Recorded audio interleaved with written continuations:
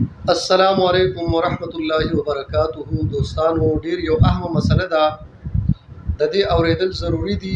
اکثر خلک په دې ورځو کې په دغه ګناه کبیره کې شامل دي، نو شاید چې دوی ته د دغه مسلې پوهه نه وضاحت ورته نه، نو لہذا دا مسله په خپل باندې مو اوري د نور دوستانو سره هم شیر کړئ.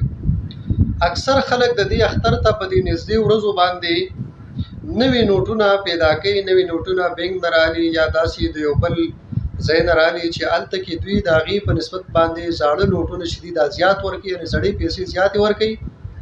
1000 روپۍ چې نوي نوټونه اخلي نو دوی په 1200 روپۍ ورکوي، 1400. نو مسله دا ده چې کله هم د یو ملک مالیت برابري، کرنسي برابري، او په دې باندې دوی اگر چې نوي او زاړه پکې نوي نوټونه دی اخلي او زاړه ورکوي، خو د دواړو مالیت برابر دی، لہذا په دې کې کمی او بیشي کول دا سود دی. نو د دغه ګناه کبیره نه چې څوک نوي نوټونه اخلي او د هغې په ځای باندې زاړه 1100 1200 1400 د زرو په ځای ورکوي او زر پې نوي اخلي، نو دا واضح سود دی. نو لہذا د دې نه ځان ساتل پکار دي.